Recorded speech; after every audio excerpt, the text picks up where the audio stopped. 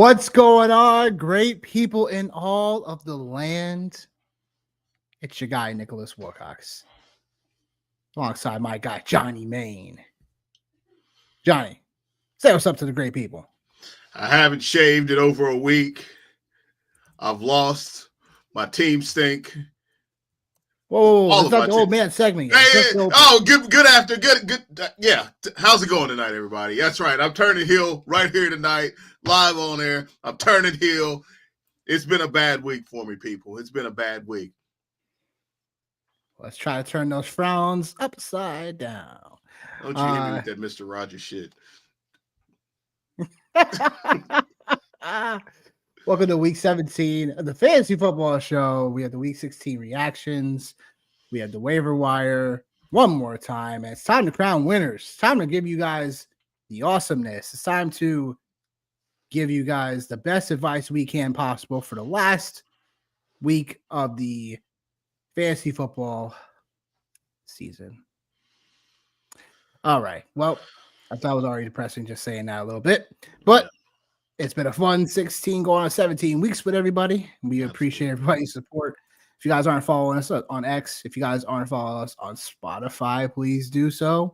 Of course, on the YouTube, the Fantasy Football Show, please like and subscribe. Hoping to get at least 100 subscriptions before the end of the season. We'll still be here with y'all. This is not the last episode. We'll still be rocking with y'all when it comes to things upcoming for playoffs and whatnot. And we'll keep you guys updated on what that looks like for us. So in terms of that, again, we got a lot of things to discuss and not so much time to do so. So that being said, we're going to go right into it. We're going to talk about what we know is from week 16. And I'm actually going to let my guy Johnny go first because he has the old man segment of all old man segments. So he has to get stuff off his chest. Johnny, the floor is yours. Right now, part of me wants to go like into a full Stone Cold Steve Austin voice and just go on a rant. And the other part of me wants to be like, sarcastic. Yeah. 1 beer. 2 beers. Yeah. 3 beers. 4 beers. 5 beers. What? 6 beers. What? The other part of me wants to be as sarcastic as the Rock, in his Nation of Domination days. What a shit show of a week. Just let me call it what it is for everybody that's out there, man. Like from top to bottom, what a shit show of a week. Starts off by, the Broncos blowing this lead that they have on Thursday night, followed by literally vomiting almost at work, watching Tank Dell's knee go 5 different ways from Sunday, literally. Then let's fast forward to the Pittsburgh Steelers and the Baltimore Ravens. Kind of had a feeling it was coming. You can't win them all. I understand that. My boy Minka Fitzpatrick finally coming through in the clutch, making a big-time pick for what? Only to give it away again. I still believe in my guys, man. It's just frustrating. Had a chance to lock up the division right there. Then, we get to Saturday night. There were some guys out there playing in orange and white, but they sure as hell wasn't the UT Vols for sure. So now all of a sudden Ryan Day and the Ohio State Buckeyes look like game busters. And I'm like, all right, like that's fine. So I'm going to stop and I'll say the highlight for me of my Sunday was at least being able to call out the fact that Jonathan Taylor was absolutely a dog, an absolute dog on Sunday.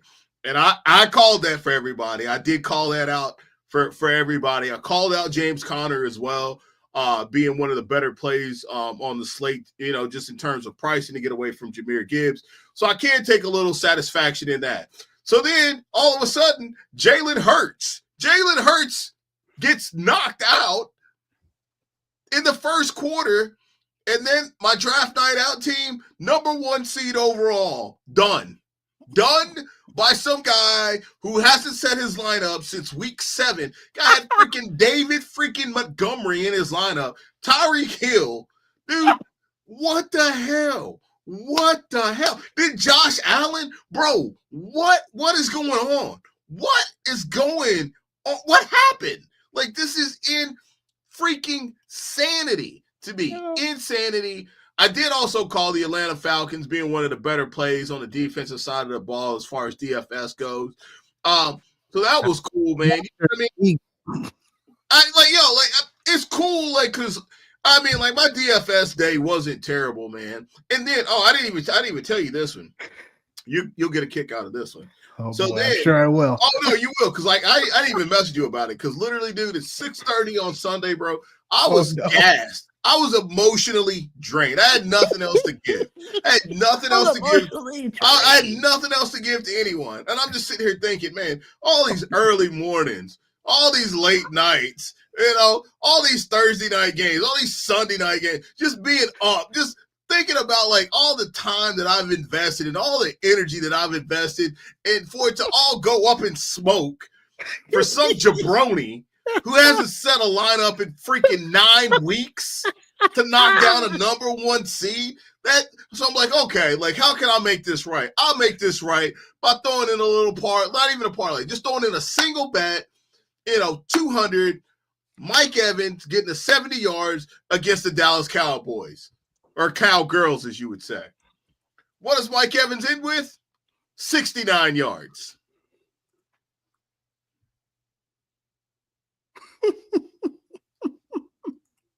Damn.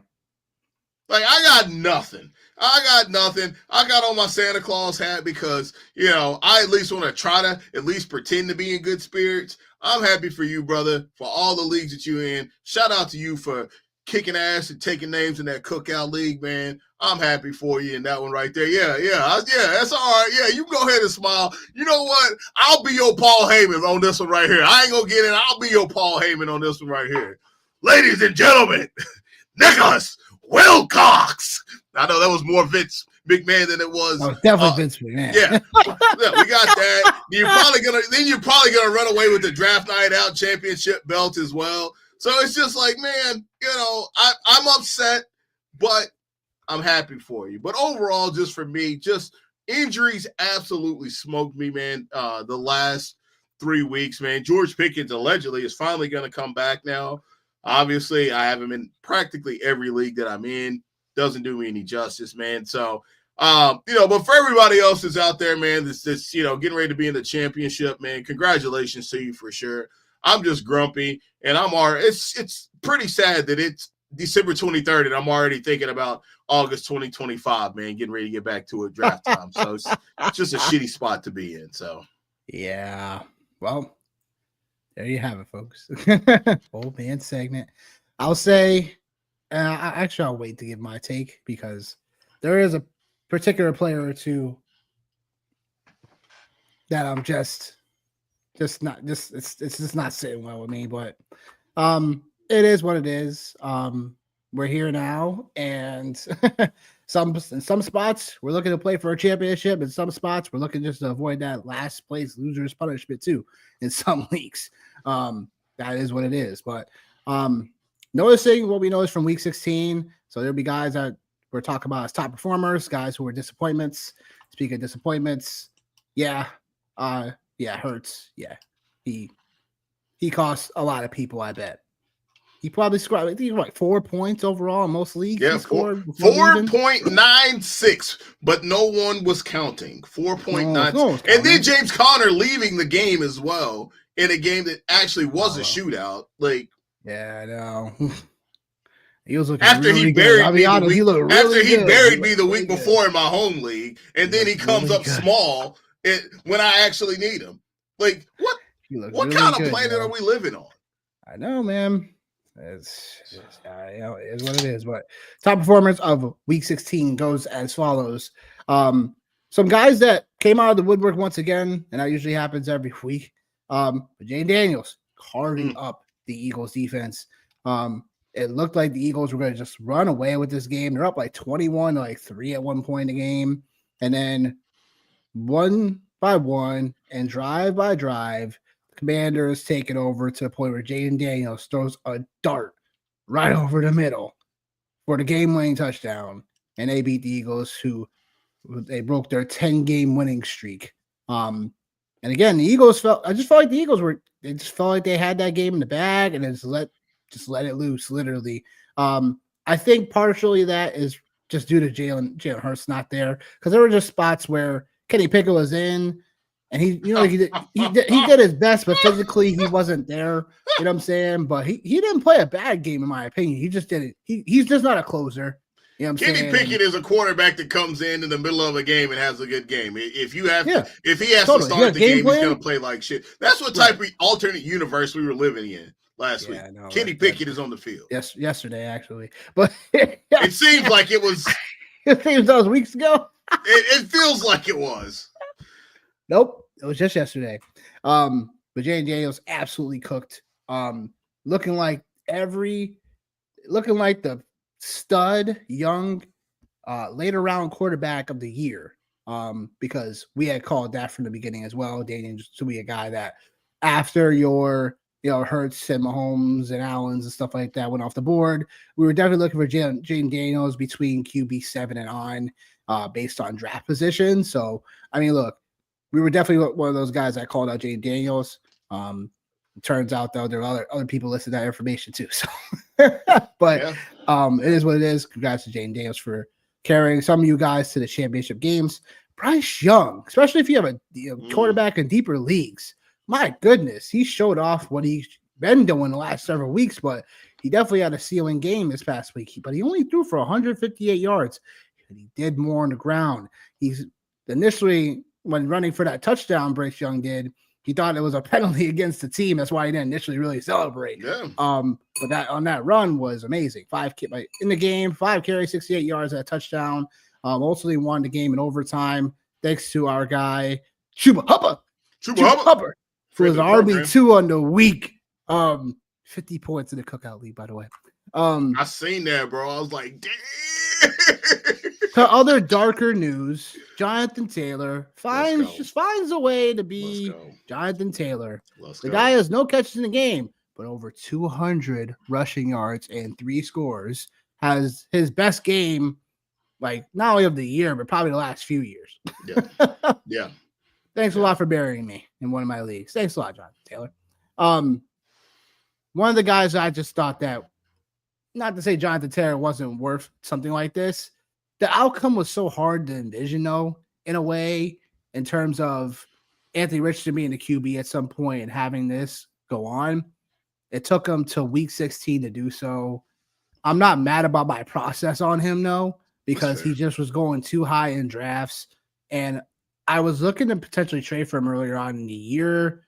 But again, it's like before last week when he had over 100 yards rushing, he ain't done so until Buffalo, and he's had some just mid games. So it's in an injury. So there was a lot in terms of Jonathan Taylor. You could obviously has a ceiling for it. It was just more again like in times of the year there wasn't as consistent. Man. Consistency. Right. That's all it was with him, man. And like, to your point, like if you had a roster maybe where you were able to pull off, and I'm just kind of being a little bit dramatic here. Maybe if you had a roster where you were able to pull off a Saquon at the back end of the first round, or a Derrick Henry and a Jonathan Taylor, you were probably able to weather that storm, obviously, if you filled out your roster a little bit better. But like, if you went receiver first and then JT, you probably weren't able to weather this storm unless you actually traded for him, to your point, man. So that's not a terrible call at all. Like, and I drafted him in a couple of leagues, man. And I think it was the right process, dude. Like, right. Like he was the guy for me. Like the way I viewed Jonathan Taylor was I viewed him as the last bell cow outside of Derrick Henry. Actually, he was after Derrick Henry, it was JT for me. So, that was kind of my take on it. Packers scored. Bro, listen. Oh, yeah. I didn't even hit join live on Jordan Love, the Devontae Wicks. Tavion Wicks. Okay. Tavion Wicks. Yeah, well, listen, that's all right, Green Bay. Yeah, that's why we're get some sacks, some fumbles, some that's why we're sitting here. Returns for touchdowns and a defensive end. Let's go. That's why we're sitting here on a Monday night, not watching Monday Night Football, but talking to you beautiful people, is because we already know. Wham! Stunner! Wham! Stunner! Wham! Stunner! Oh, yo. I can't, yo. Oh, shoot. Oh, my gosh, yo. That's too funny. But, man, to go on this list, we get to the creme de la creme. We get to the awesomeness and I have to take a bow. I'm officially taking my victory lap. I've been holding it in for a little long, but now it's time to unleash Devon Achane, the RB3 of the week. Did you see that freaking run that he had against the Niners? Good Lord, what a thing of beauty. Yeah. Oh, felt like a proud father. Even though I have no relations to him at all. Yeah, yeah, right. Merry Christmas, Dustin, man. Much love to you. Make sure you ask a question. Jeez. Stop. That's our guy. Devon Achane. My goodness. Oh, yes. Oh, yeah. Man. Yep. This is how it feels to be on someone that not enough people were on. People were calling me crazy. People were calling me Achane's lower end RB too. I'm not drafting him 14, 50 overall. You're nuts. You're crazy. A lot of people in the fantasy football industry were saying I was nuts for drafting him that high and saying that the evaluation wasn't there. Look, it was there, people. You just didn't fucking see it. And I'll say this. Did I expect all the receiving work from Achane? In a way, yes, because that's what he needed to do to get there. But as terms of the offense changing in general, not necessarily to more skewed towards like Jonnu Smith and whatnot and Devon Achane. So right now, Achane RB5 right now in the season right now. So it remains to be seen like if he can get themselves in the top 3 potentially, but we'll find out how that rest of the things go. But I needed to keep it going. Gets a matchup against Cleveland this week, so it'll be interesting to see how that fares. But Cleveland is just a mess anyway, so he should find themselves in plenty of opportunity to score a couple of touchdowns. So we're big. Devon Achane is moving. Justin Jefferson, a guy that last couple of weeks I was like, hey, this guy needs to break out soon enough, right? Yeah. Finally, like really does it. What did I say? Against the Seattle, where the game had a feeling this would be one of those games where points were being scored. We were a little concerned about the weather, but it turned out being fine, which is good. But 10 catches, 144 yards, Jefferson being back to the de facto wide receiver 1. Addison also had himself a game 2, which thank God he did. But yeah, like Justin Jefferson doing Justin Jefferson things, you know. But Keenan Allen, wide receiver 2 on the week. Keenan freaking Allen. Shout out to everybody. Shout out to everybody took that receiving yards prop this week. 141 yards. Dude, no, like 9 catches. I talked about it on Sunday. Like, yo, like whoever it is that played in the slot was gonna get busy, and it was Keenan Allen. And Keenan Allen was the guy. Keenan Allen was the guy that went there. He had a big game against him on Thanksgiving Day, and he proceeded to have another big day again. And that game was, again, like a shootout one that went back and forth. The Lions let them hang around. But, yeah, like Keenan Allen and Caleb Williams again, man, like still hanging around, man. So, like, again, like for me, like this is what I'm saying, bro, is like on the DFS side of the world, like it was not a bad day for me. It wasn't a bad day. It could have been a really, really, really good day. But like it wasn't bad. It wasn't bad at all. I actually made money back. So like I can live with that, which is like that's my calling card here for us is that side of the world. And I did okay. So but Keenan Allen, yeah, man, like that was definitely the play, like for sure, man. For sure. And then your guy, man, another one of your guys, you know, Brian Thomas Jr. Like, I think, yeah, like he's him. And I think like we're at that time of the year. Though. Yeah, we're at that time of the year now too, where like you can kind of start to look at some of these guys now and start to be like, all right, like these are guys that like we need to start thinking about like in rounds 1, rounds 2. So like Achane, like I think obviously like now like it's a no-brainer now, man. Like this guy, like he should go in the first round. Like he absolutely should go in the first round, like no question. And I think Jaden Daniels, like there's a conversation to be made for him to be one of the first 2 to 3 quarterbacks off the board. Like at this point behind Jalen Hurts and Josh Allen, like you could making the case for that to already be a thing. Brian Thomas Jr. is definitely going to be somebody that should be on everybody's radar next year.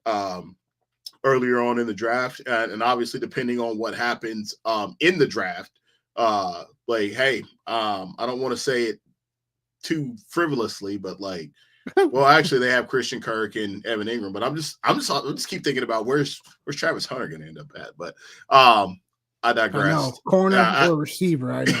Yeah, I digressed. I digressed. And then the wasteland that is tight end, Chingo Conqua finally shows up.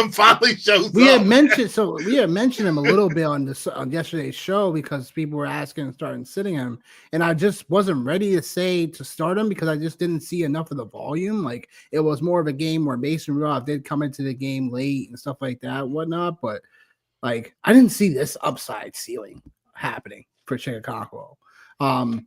The tight end 2 in the week overall. That's crazy. Like it's just the volume just came out of nowhere though. So it's like that's why I was kind of hesitant. So I mean, I was wrong on that. But if someone did start him, whatever have you, kudos. It was just because again, it was just it's just one of those things. It was like it was what it was. But Hunter Henry was a guy that has been on the waiver wire for off and on shows for the last couple of weeks. And if he was available in some of your leagues, like you probably did have a nice start option for him. He finally had the game where we were missing the target share for him. Like he had 9 targets now this past week, which was good because before that, the game after the bye against Arizona, he only had 4 targets, whatever.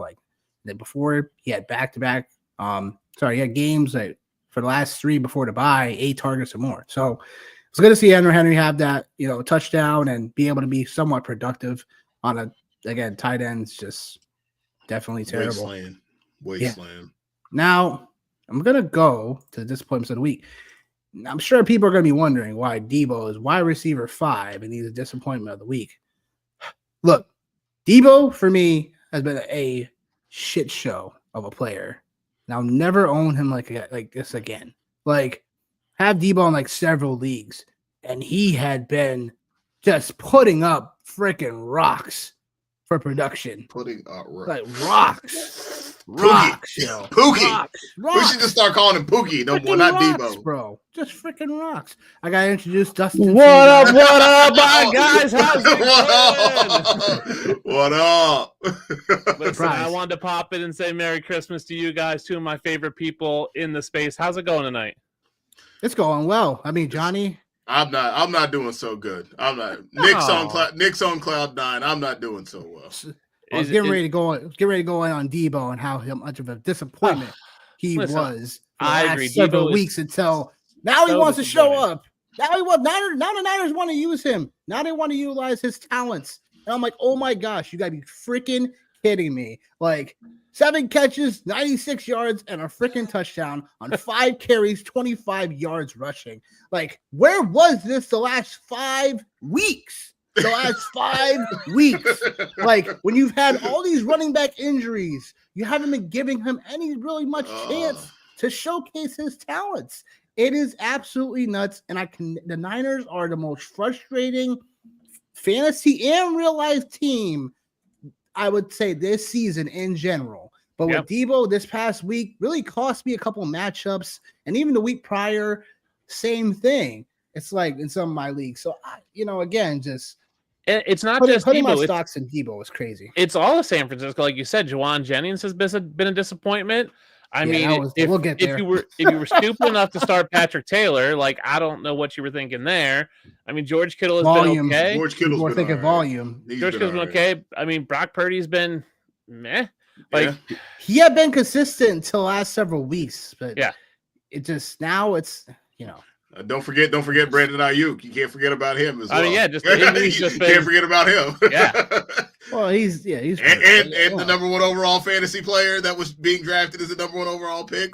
It's a recipe for disaster. Talking about that Super Bowl loss curse, and here we are. This is what it's been, man.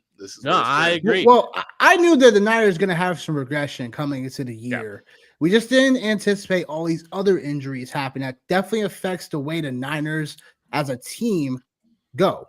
Trent Williams hasn't been there. He won't be there for the rest of the year. Nick Bosa had missed like the last several weeks of the season for the defensive side of things. Defensively, they're a mess, bro. Obviously McCaffrey, all the mystery before week 1 started, or whatever, stuff like that. Like all these outcomes that you can't always anticipate.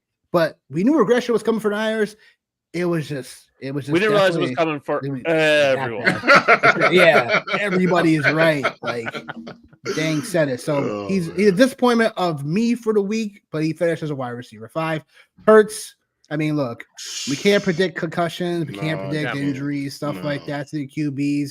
The QBs are susceptible to have some injuries, but again, we saw Baker later in the night had a concussion. He popped up back into the game. So I don't know what that whole thing it was about. Like, Hurts was giving the thumbs up saying it was okay, but it was probably but he was giving the thumbs up looking like this. I didn't stay in the game.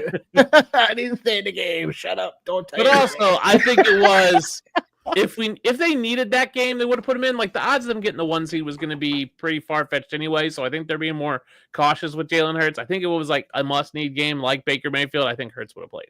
Fair enough. I don't think it was as outrageous to say that they wouldn't have had the number 1 seed, but after obviously losing the game because Commanders, like now it's definitely I don't want to say it's done, but it's like it's a Sirianni special, man. It's a Sirianni special. Like you don't like we talked about. Like he is the most unorthodox head coach in the league. Like you don't know where he's going. You don't know what he's doing. You don't understand like some of his personnel decisions. You don't understand. Like you just don't understand. And they're still a really good football team. Like at the end of the day, and it's insane, man. I mean, I think for them to get the 1 seed, they would have went out and have Detroit lose a game and Minnesota lose. Like that Detroit-Minnesota game, week 18 is going to be the big one now. Yeah.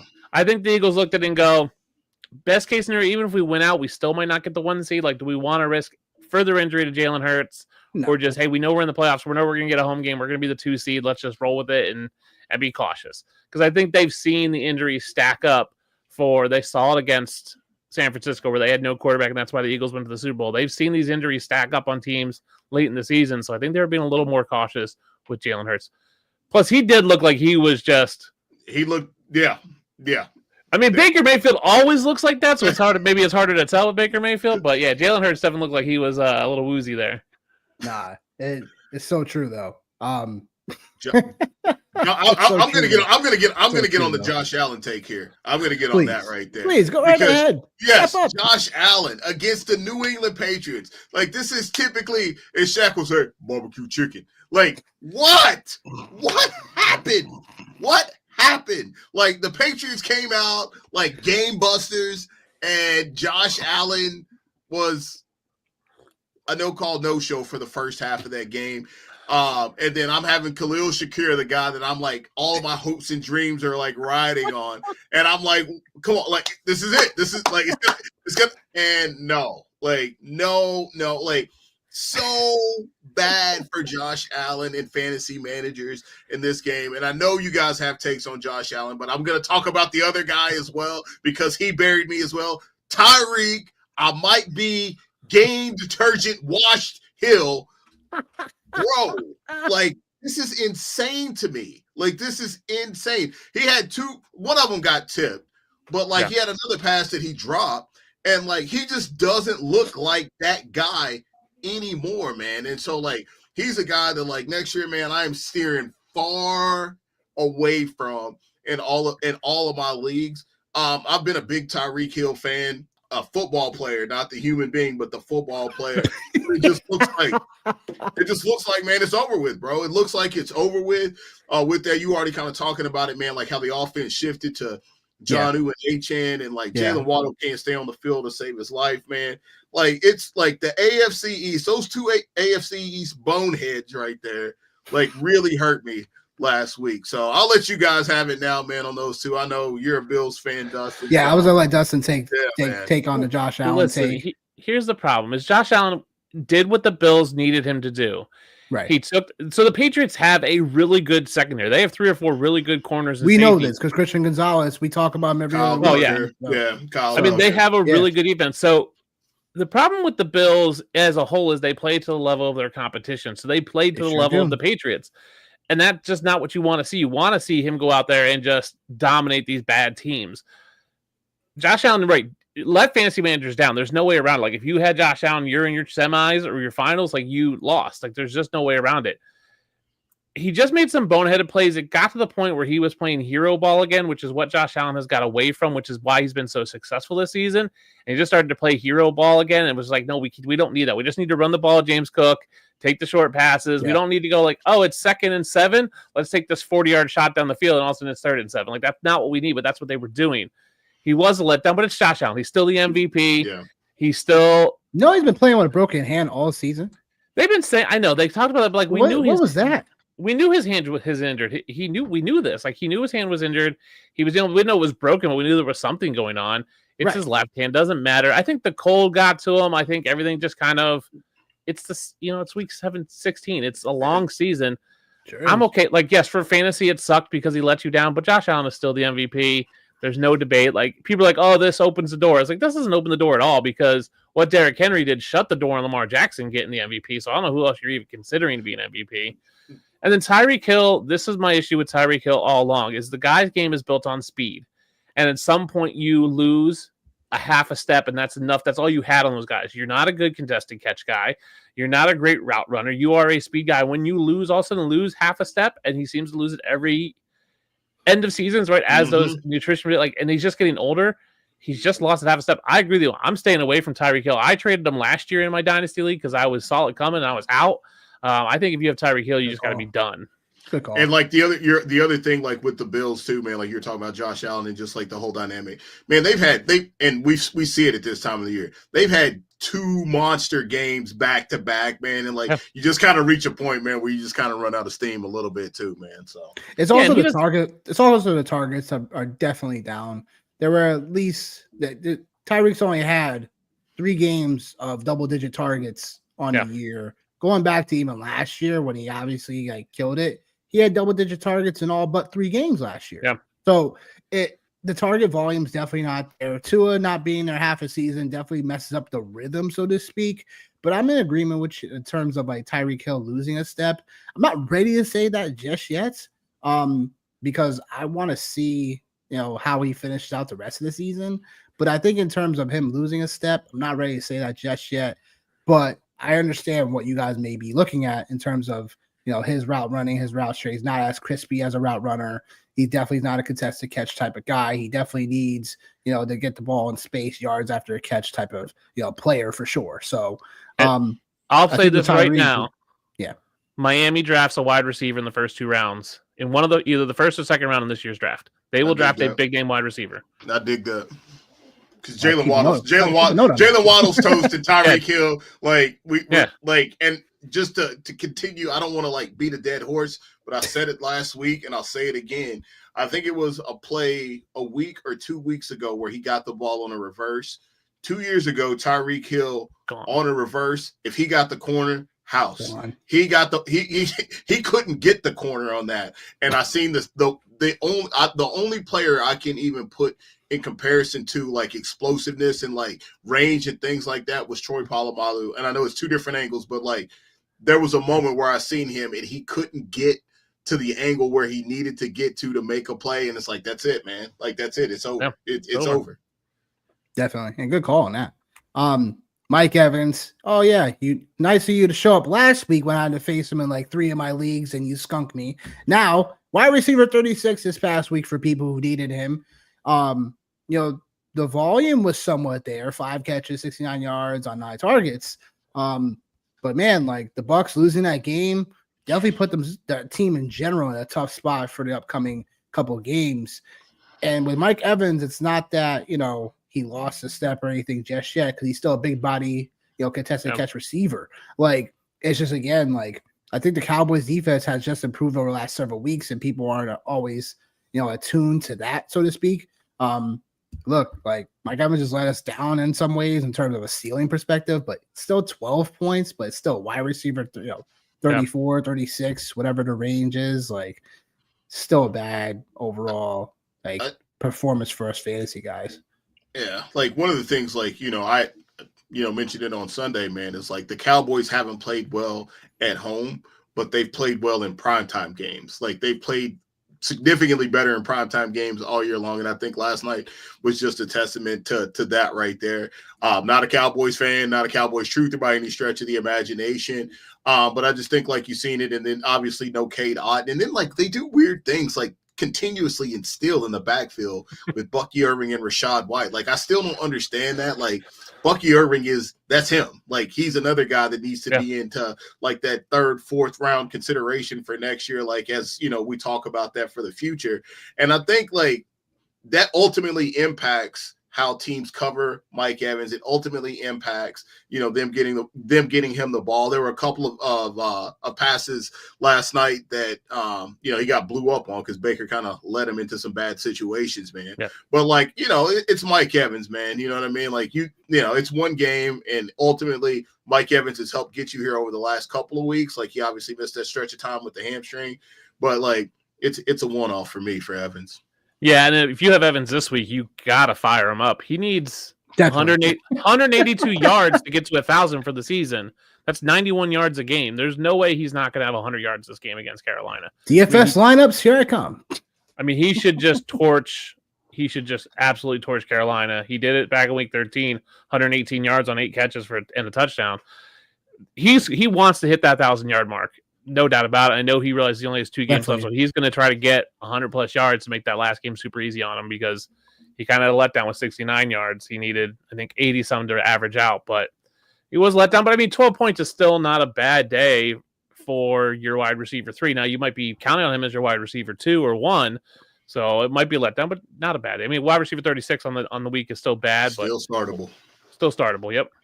Fair enough. Juwan Jennings, wide receiver 52. I mean, I saw this coming. I mean, it was just Miami secondary is really good. Jalen Ramsey really good, and they were going to lock him down. Yeah, you could see that coming. Totally. Travis Kelce, tight end 19. McBride, tight end 26. And everyone was saying this was the McBride touchdown week, and I was like, "That's that." Been saying that all season, bro. Been saying fake that all news. season. Fake news. Yep. They're saying that all season, man. And it's Kyler. It's Kyler for me. Because it's like you're not even elevating Marvin Harrison Jr. What about him? Like, he's not on the list here, but it's like you're not even getting him involved enough, in my opinion. And, it just goes to show that the Cardinals are not to be trusted. Eagles, the do not draft list, Kyler Murray is on now. Yeah. Like, Travis Kelce, like the Chiefs in general, talk about guys who are losing a little bit more of a step, so to speak. I think Kelce kind of falls in that category for me. Like, 35 going on 36? Like, he's just purely possession guy now. And it's like, he's going to have potentially a nice game upcoming. It's, Pittsburgh, maybe. Who knows? But I think they could rest him during Pittsburgh. I think he could be definitely possible, especially if Buffalo had lost. Guys, I'm right here. Oh, we're not talking about you. No, I just think if because it's a little preview of my tight end streamers and sleepers coming on Fantrax tomorrow. I think Noah Gray is a sneaky start this week because we saw Travis Kelce get banged up. It's late in the season.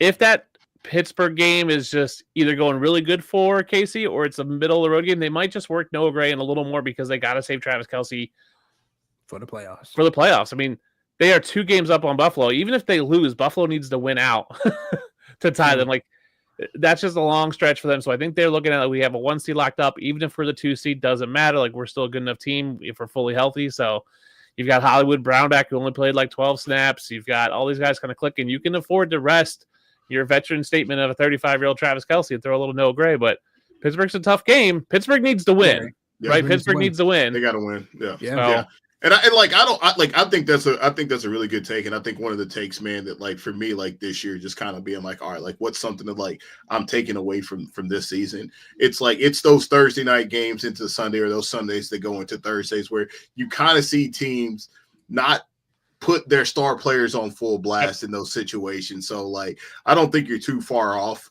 with that right there with Noah Gray. And I don't think 5-day rest, like it's not. It's not a lot of rest. Yeah, no, I don't think you're too far off on that, man. Absolutely, I don't know. The NFL is. What are they doing with this? Like, I think it's great we have games on Christmas, but we don't need Wednesday games when guys played on Thursday, Sunday. Like, we just don't need this. It's just a recipe for disaster in terms of injuries, in terms of bad. It's just a pure greed now. It is pure greed move now. Greed and, like you mentioned, injuries, and like you really kind of put it in a box. Like, these are really 4 playoff teams. These are 4 out of the 5 powerhouse AFC teams that are playing, and like you're risking it all for what? Like, take away some viewership for the NBA, but the NBA viewership is weak as it is. So but here's the problem: if these games come out on Christmas Day and they're subpar games, are people really going to tune in? Like, are people tuning in to begin with because it's Christmas Day, which we've seen? Like you said, the NBA numbers have been great. Are weird. Start times are very weird. So I think we could 1 just o'clock and 4:30 again, just like the Saturday games. Yeah, we could see some really low viewership. So I'll be curious to see what that looks like after we get those numbers. Because I know John's gonna be watching one way or another. Yeah, I'll be watching, but also too, like, it's just like, is Netflix gonna shit the bed again? I know it's the Tyson thing. The Tyson thing. Well, the Tyson fight was like 60 million homes. Let's say so. The Super Bowl pulls in like 45 million. I don't think Netflix on Christmas Day is that many. Still though, like it's still a problem. Like, it's still like a gripe that people will have. Like, I mean, I'll have it on for sure, but I'm not going to sit down and watch it. But I'll be, I'll be sitting there doing my puzzle and have football on in the background because that's what I do on Christmas. So love it. got my jigsaw puzzle, get ready to go. My wife got me a new one, I know, so I'm waiting to get that. Love it. Sit there. I got the board on my coffee table, doing my puzzle. Have some football in the background. Good day. It's gonna be a great day. But yeah. Disappointments of the week, folks. Yep. Well, we got championship waiver wire week 17 is upon us. Here to help you guys out, here to drop out some names, faces that can be relied upon, or you play defense against your opponent this week. Disclaimer: availability is going to be players owned in 55% or less on sleeper leagues. So let's get right to it. QBs, pretty much for the most part, isn't as worthwhile as it was earlier on in the year. People pretty much either have some of these guys stashed already potentially, or again, you're in a predicament where you may start Kyler Murray again. You're definitely weighing out what QB you may want to start here. The Michael Penix is very interesting, especially if you have super flex. Because in terms of Penix, it's not like he didn't blow the roof off. But he did throw for over 200 yards. He had an interception, but that technically go back to Kyle Pitts. It was Kyle Pitts because he really bobbles the ball and it goes right into the defender's hands. But again, 18 for 27, no sacks taken. So look, like clean sheet when it comes to that. Besides the interception, and then he gets a Washington team that Washington has been better when it comes to defense purposes. They'll have Marshawn Lattimore and stuff. Who knows the status on Darnell Mooney and Drake London, because Drake London in particular. So just look out for that. But I think all systems go still for Atlanta. But I think in terms of this game, we could see a potential shootout if I ask. So again, I think Penix starting your championship game seems a little scary. But if we have another team that could definitely push them, I do think Penix can have an opportunity to really showcase what he really has in his toolbox. We have Caleb Williams here, which again, like, if you're in a spot where you're going one way or another, Caleb Williams still a smart pickup when it comes to your overall teams. Aaron Rodgers, somewhat the same thing. Like I said, playing for his career, like I've been saying. He had a okay game. He didn't have like a ceiling game against the Rams per se, but I will say he's playing for his career and he's playing Buffalo. So it'll only remains to be seen how that will look like. And then Bryce Young, who's the QB3 this past week, people. The QB freaking 3. Gets a Bucs team a Bucs still, based on metrics, still a defense that's very susceptible to yardage allowed. So Bryce Young could still be a guy that you could plug and play potentially if you're thinking about that as well. The last time these two teams met, they went to overtime. So it'll be interesting to see what QBs are left on your waiver wires. But those are some of the guys that are coming to mind when it comes to availability. Any thoughts, guys, on this at all? Yeah, I like Michael Penix a lot. I mean, I said for a long time he's the best quarterback from this draft class. I think we saw it. We see him, not get a sack. He doesn't have the rushing upside of, the Drake Mays or, Bo Nix is, but he's a good passer. He's got experience. He's got good weapons around him, and he still has Kyle Pitts, who's there. But he's got Mooney and London and Bijan Robinson. So that's the guy on this list that I want. Aaron Rodgers is interesting with him, like you said, playing for his career, going against Buffalo. For me, it's just a matter of if Buffalo has anything to play for. So if Kansas City wins, Buffalo's got nothing to play for. So do they bench a good chunk of their starters, especially on defense? Right? They're already banged up in the secondary. So does that mean Aaron Rodgers is facing second and third stringers out there? Aaron Rodgers could light it up this week. All right. Well, listen. Very good point. I'll take all of you guys on that right there, and I'll see you, Bryce Young, who, again, Tampa Bay this week. We just got done talking about what they like to do or how much they give it up. Love to talk about adjusted completion percentage. Bryce Young I think he was one of the top 2 or top 3 guys over the last 3 or 4 weeks in that metric. Packers 14-0. Shocker. But I think that's a really good place to be at too, as well. For me. So I agree with everything that you guys are saying, but a lot of really good options out there. And Cooper Rush, man, he's been solid, man. He's been solid. Not somebody that I would put my fantasy championship hopes and aspirations on, but if you're in a super flex league, I think obviously Bryce Young and Cooper Rush, man, are 2 guys that I wouldn't hesitate at all, man, to put out there. Yeah. In other news, the Volunteers men's basketball team is leading Middle Tennessee. Man. Listen, go Vols. I got time for your shenanigans, man. Go UT? Right. No. Listen, I'm grumpy tonight. Dustin showing up. That did put me in a little bit of a better space. I was like, oh shit! Dustin, here we go. Listen, I mean, if you lose in college sports at all, my rule is you don't lose to a directional school. So anything that's middle, northern, western, southern, whatever, or you don't lose to a non-state school. So you're at Appalachian states or you're, bluegrass states. If it's not like a Kentucky state, it's not an actual state before state, you shouldn't lose to them either. So if you lose to Middle Tennessee, you probably that's his. I like to shout out my. I know you do. And he's just taking his subtle digs here, which I'm gonna have to deal with probably for the next 6 to 8 months, depending on how things shake out for him and his little fantasy football world and shit. So we'll see how it goes. Fantasy football world. Now, Dustin, we're hoping for a return from the defense for a touchdown or a special teams touchdown, whatever, for the Green Bay Packers. Yes. No, I need clean sheet. Here's what I need. I need Romeo Doubs to score me 40 points, and I need the defense to get negative some so I can beat my mom. But I don't think it's going to happen. But, Oh my gosh. Well, so here's the deal. I started Anthony Richardson. And then he scored a touchdown, then they took it away and gave 1 yard touchdown to Jonathan Taylor, who she had. I know. Yeah. She had Jonathan Taylor, who had his best game of the season against me. I'm like, of course he did. So I'm down by 40. Of course he did. Right. Yep. At least the way it goes. Well, at least we share something, Dustin. At least we share something. Yeah. Jonathan Taylor. Yep. Called it. Running backs. No more cuffing season for the most part because we're just now looking for running backs that could potentially give us some standalone values. Yep. In terms of just what's out there. Some of these guys may not want to keep rostering, but just pick them up just in case. If you have a roster spot, just pick one of the guys up, whatever. Yeah. Certain guys just don't fit this mold anymore. Jerome Fords, the Spears, stuff like that. They should be owned, but they're not. Hey. No. Stop it. Stop with the Ty Spears nonsense. He is not good. He scored 2 touchdowns. Yeah, that's all he's got is he's a touchdown-dependent player. That's all he is. He's like a touchdown vulture. He's just not a good player other than scoring touchdowns. I don't know how he is. The same way everything you just said about Debo, that's Tajay Spears, bro. That's Tajay Spears. It's been the last 2 weeks. That's all it's been, bro. It's been the last 2 weeks. Let's get a guy that's going to average 2.5 yards a carry and he's just going to vulture some touchdowns in garbage time. Tennessee did say several weeks ago that they did want to slow up Pollard a little bit. In terms of his workload, they wanted to get Spears a little bit more in there. The reason why it wasn't like that earlier is because Spears had been, not healthy, stuff like that. But he's been a touchdown vulture, is right. But again, that doesn't matter for some people when it comes to their leagues. So that's true.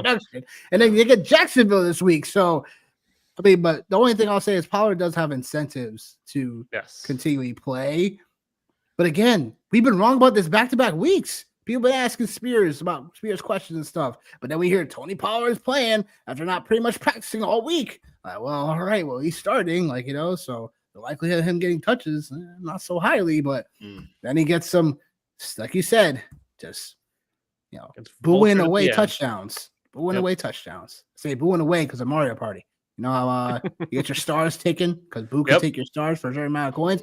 That's why I talk about it. Boo. Yeah, Tajay Spears got that blue shell. He's just throwing it at Tajay Spears left and right, man. He got the blue shell. He's like, "Oh, you're in first. King. There we go. Ta-da! Not anymore." I love it. Oh shit. But the Raiders situation, the Cardinals running back situation, very interesting plays because for a matchups perspective, like the Cardinals are going to get the Rams, who right now Rams run defense ranks 22nd in DVOA, allowing the 9th most rushing yards to running backs. The Raiders getting the Saints, unless the Saints really improve, their run defense tonight, which they haven't already because Josh Jacobs already carving them up a little bit. They currently rank 30th in DVOA. So when it comes to the Saints, and they allow the 7th most points to fantasy running backs. And when it comes to this, in terms of where we see fit, the Raiders are a little bit hard to trust. But look, last week, me and John were both right when it comes to both running backs. I told someone to start Alexander Madison. He said Amir Abdullah. Like, what could really go wrong? Yeah. Like, they both went right. So, so that was what it was. But again, like, you could potentially start those guys. Alexander Madison is still technically the lead back, but Amir Abdullah is getting enough volume to potentially, if you need a flex start out of one of those two, that could possibly be your way. Michael Carter / Trey Benson, because we need to figure out. Benson didn't practice all week this past week. Nope. So that's a little concerning when it comes to his prospects of upcoming playing. He was dealing with an ankle injury, so hopefully it's not a high ankle sprain. I didn't see any information saying that was a high ankle sprain, but again, he didn't practice all week last week. So Michael Carter could potentially, again, the Cardinals are eliminated. So what does that do from a volume perspective? So again, keep our eyes on the practice reports. I think if I'm putting in any fab on Michael Carter this time of the year, like, I might as well just blow it all because if I need someone, I just need to get, need to plug and play. I need to get someone. And here's all my money. I don't think they rushed Trey Benson back because James Conner just signed an extension. Michael Carter's a free agent, so Trey Benson is their future. So I think they could just run Michael Carter into the ground this week, and he could have 25 carries because they've seen that Kyler Murray obviously can't throw the ball well. So they just might be looking to just see what they got in some of these players and preserve some of their young guys. So I think it's a Mike Carter week. I have a league where I have Tank Dell through my IR. I have $16 left in fab. Spending it all on Michael Carter. Why not? Yeah. I like it. I definitely love that. Some other guys on this list, like we talked about the Spears, Jerome Ford, if he's somehow still out there. Oh, yeah. Like, definitely there. The Chargers situation is going to be something that's, precarious as well because Dobbins potentially coming, being activated off the IR, the 21-day window. Remains to be seen, like, if he'll be playing this weekend. If he does, that even muddles the whole situation. However, if he is left out, does someone play Gus Edwards for their championship weeks? That'd be very interesting. I mean, you have to be hurting. I was about to say, how bad do you want it? How bad do you want it? How bad are you hurting? It's definitely in the cards, but New England is a decent matchup for running backs. So, I mean, look, it's not that it can't happen. Patriots have allowed the 4th most rushing yards and the 7th most to fantasy running backs. So yeah, look, definitely possible for whoever is a starting running back for the Chargers. But yeah, definitely a tough spot if you had to do that because, man, that's scary. Yeah, I don't think Gus Edwards' running style matches well. Like, he's a between the tackles runner, and that's not where you succeed against the Patriots. It's more of those outside runs we saw with the James Cook, like getting on the outside.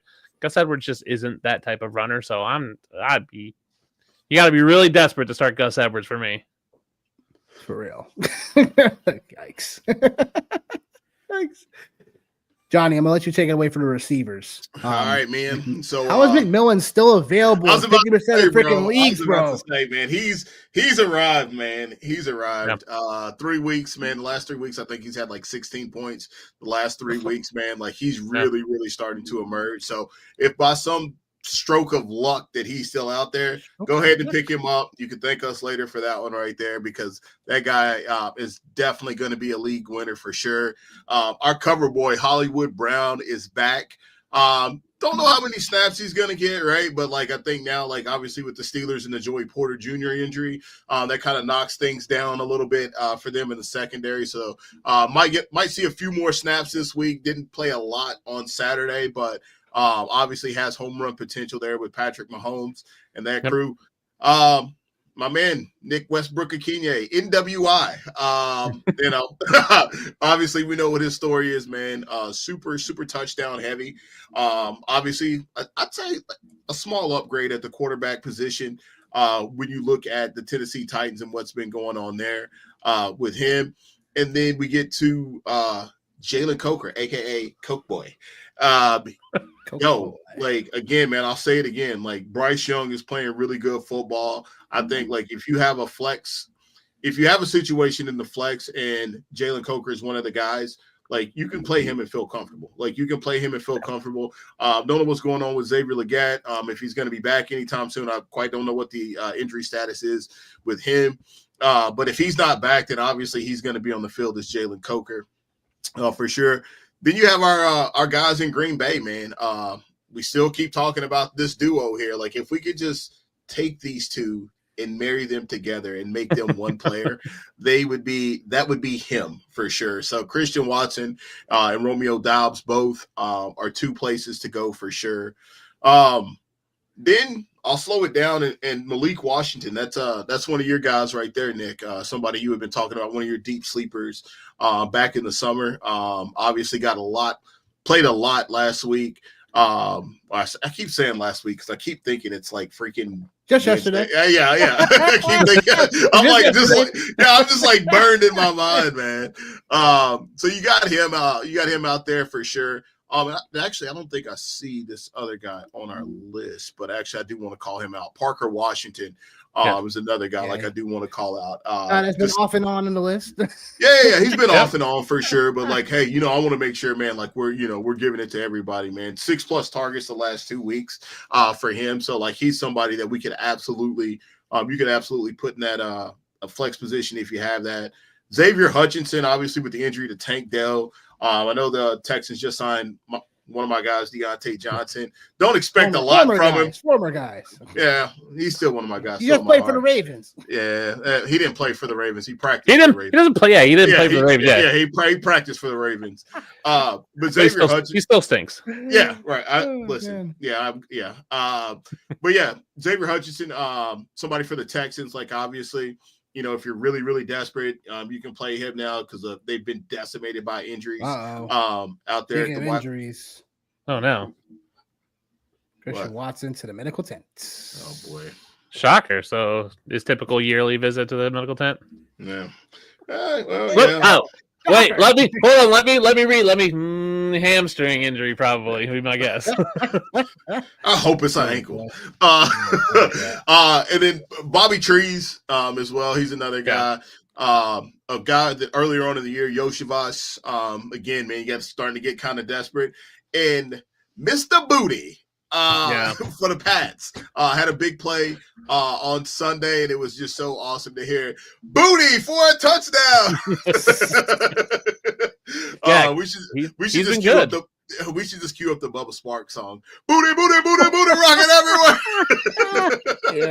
They should have that queued up in the stadium every time he scores. Oh man, they should. Yeah, so it should. I mean, like those are the wide receivers that are out there. For everybody at this point, man, as we are officially at that time. My favorite play, obviously, man, is Jalen McMillan. Like, kind of goes without saying. And then Jalen Coker, just because I think, like I said, he'll be out there on the field a lot more. What are you guys' takes? I like Robert Woods. I mean, he had 6 targets yesterday. Only played on 58% of the snaps, which is a big jump from him from 48 the week before. Obviously, the Tank Dell injury leaves a void. Robert Woods, like Tank Dell, can play all the positions outside the slot. Hutchinson is more of an outside guy, so I think if they want a guy, be interesting what happens with John Mechie. He didn't play a ton this past week. He's actually out with the shoulder injury, so logged a full practice on Monday. So we'll see if he comes back. That could play into things. So if he's back, maybe he steps in. But if I had to pick a guy for Houston, it's probably Robert Woods right now because Deontay Johnson still sucks.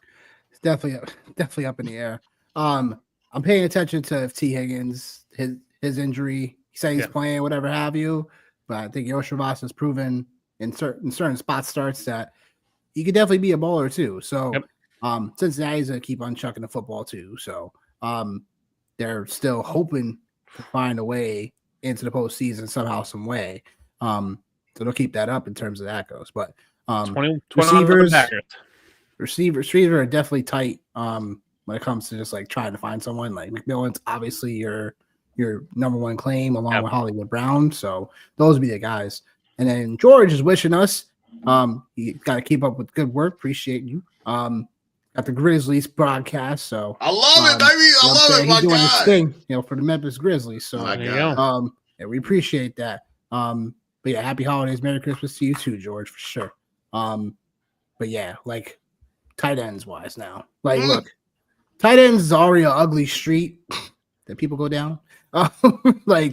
And Dalton Schultz, Strange, Ertz, Hunter Henry, Juwan Johnson, and then Chig.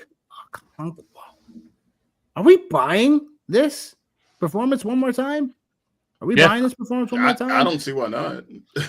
I'm in. Like, the matchup's really good. He's gotten the volume. Looks like Mason Rudolph is going to target him. So I think you ride him. I think he's going to be good this week. Yeah. Yeah, no, I agree with you, man. I think like Mace is also Mason Rudolph. I don't want to call him Mace because it makes it feel like he's my guy. But Mace, he does have a propensity to throw to the tight end, like he showed that in Pittsburgh.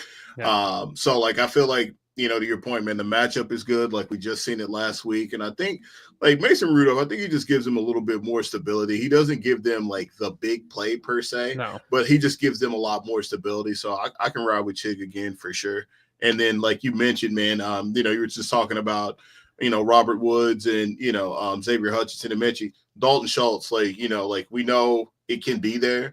So I think that's a pretty, crafty play, if you will. If you're looking at tight end for somebody, at the dead end street that is tight end. So those are two guys. Like I dig pretty much, man, as far as that situation goes. Schultz was getting peppered with targets once the Tank Dell injury happened. He was just getting peppered with targets. Yeah, everything underneath it felt like Schultz was getting, and I'm like, whoa, like what the heck's going on here? So that's where, again, like Schultz is probably not number one claim by any means, but someone that's like, you still put a claim in to find out if you can get him. I think Brandon Strange, I know he had the strange game this past week against the Raiders, right? No pun intended. But I would say that in terms of a volume perspective, I think we could still get there with him. I think we've seen it already when it comes to just targets. So it's in the realm of possibilities. Playing against Tennessee, not great. Definitely not a good matchup. And the other George came into the chat, My God. so George play. We want to know how you did. He lost a heartbreaker, man. He's actually in a league with me, man. He lost a heartbreaker, man. Yeah. No, that's unfortunate. Yeah. Well, that's unfortunate. Mike Evans. Yeah, Mike Evans. Stupid Mike Evans. Stupid Mike Evans, man. Mike Evans. That guy, man. If I ever see him. Can I have your autograph? All right. Oh, man. 5 years from now, you can see him in Canton when he goes in the Hall of Fame. So that's it. Or sooner. You never know. Yeah. Gotta wait 5 years. He's gonna retire after the He's distinguished. If you ever see him, he's distinguished type of fella. Yes, he is. So, and then now we're going to the streaming defenses. So, some good, decent options here for defenses in terms of Colts taking on the Giants. Obviously, the Colts didn't light it up, so to speak, defensively. They had a few turnovers against Mason Rudolph. So, I mean, in hindsight, it probably wasn't like it was a decent matchup on paper. Just wish that they did a little bit more for some people out there. Cowboys is definitely a defense to look out for at the moment because we need to know if Jalen Hurts is going to play with that concussion, if he's coming back from that, whatever.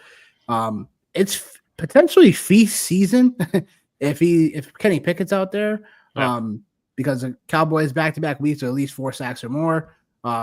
And they've had a turnover in every game since week 9. I don't think people have noticed that either. So I think the Cowboys are a decent defense to potentially pick up, especially if Hurts is gone. And then the Dolphins, because as a unit, they've been a team that not necessarily gave you a bunch of turnovers, but they've been a defense that has just been decent enough to not give up any big plays, not allow too many points. Back-to-back games, at least they've held teams to under 20 points. So I think it's still a good matchup. Back-to-back games, at least 3 sacks or more as well. Now gets Cleveland, who Dorian Thompson-Robinson, what a freaking mess of a player, yo. Like, I really thought him coming out would be looking a little bit better. My goodness, like, I don't know. Like, it's a really good matchup if Dorian Thompson ends up playing.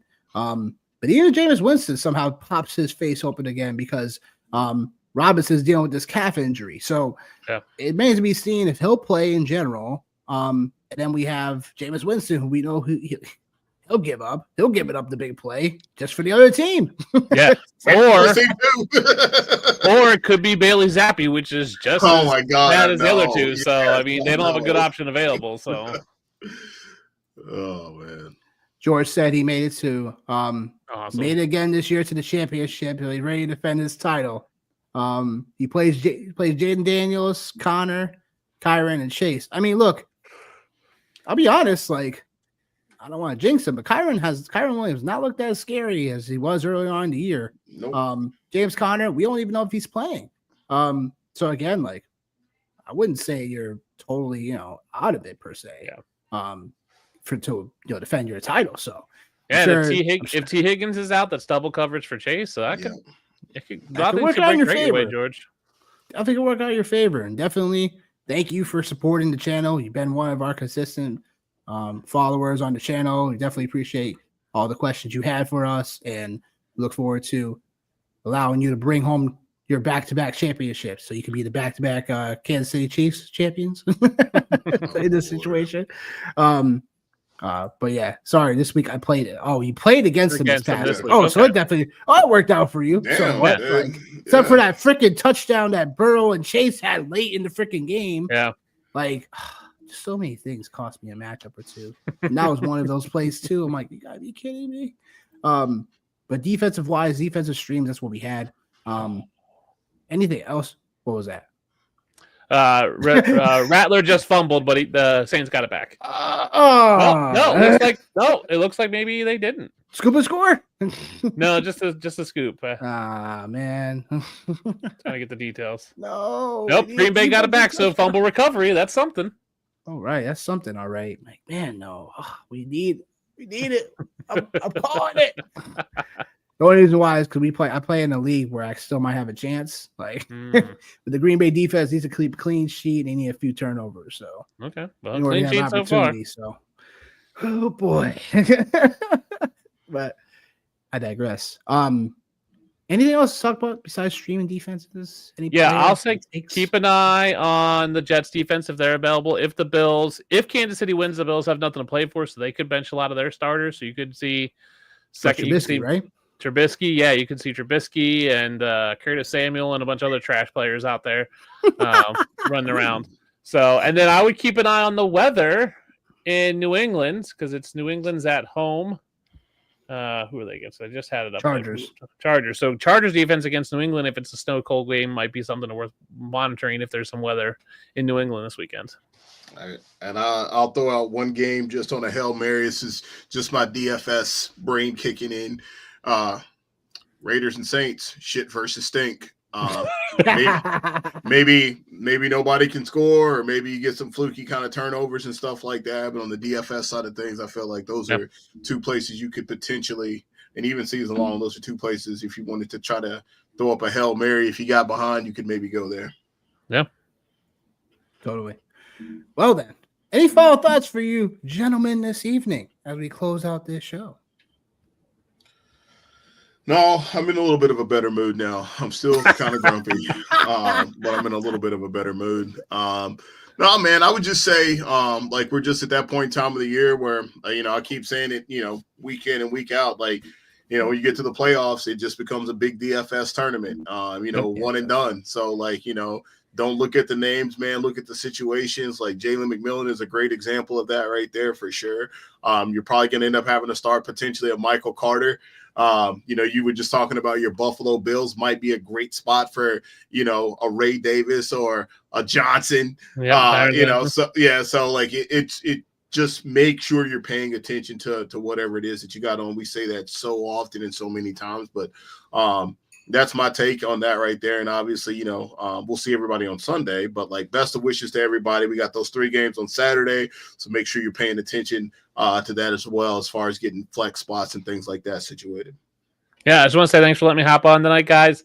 I'm a huge supporter of what you guys do. It's been a great season. You guys have been killing it all season on your Tuesdays and Sunday shows. So props to you guys for rocking it out this year. I know it was like kind of a thing you guys threw together almost last minute at the start of the season, but you guys have been killing it. So Merry Christmas to you guys. Hope you guys have a great holiday season with the family and are safe and get everything you wanted off your wish list from Santa. Love it. Appreciate that, Dustin. Same, for sure. man. Thanks for coming on and always supporting and just you're a person that overall is just very caring and he's awesome and just likes to see the best of people. So we always appreciate you. Final thoughts for myself. I would say just look, it's been a wild year, people. It's always a wild year when fantasy football goes around. But I would say this, just remember your loved ones at this time of the year. Remember those folks that you hadn't talked to in a while. Reach out to them. It could be a season that may not be as jolly for them. And in terms of just like, hey, like, better luck next season if you're not in the championship games. And if you are, make sure you take home a title. Yeah. Not just one, not just two, not just three. Like, we're going back to Miami Heat, LeBron James. Yeah. But look, like, make sure you get one of these, man. Look, one of these. Like, so I'm looking forward to getting that crown, Yeah, and I would say if you're not in the championship, this is still the time to learn and evaluate players for next year. Look at who's going to be a free agent coming up. Evaluate situations and landing spots on players, free agents, and then get ready for the draft. The draft, free agency and draft will be here before you know it. That's it, brother. Literally. That's Snap it. a finger. Yeah. Snap a finger will be my birthday. Snap a finger will be. That's right. And then we'll be back. Then we'll be back in Ohio for the Expo. All over again. Before you know, we're back in Ohio. Oh, I ain't trying to lose my voice this time. Now I'll tell you that much. I'm not trying to lose my voice this time. It's inevitable. So it's inevitable. Well, there it goes. Next show we got Sunday, 10:30 a.m. Eastern time, week 17. The picks, the bets, and the prop show. We got going on because the show don't end. When it comes to the end of the regular fantasy football season, we got the bets, the picks, the props, the DFS, all that good stuff. That being said, we out of here. We'll see you guys on Sunday. Peace.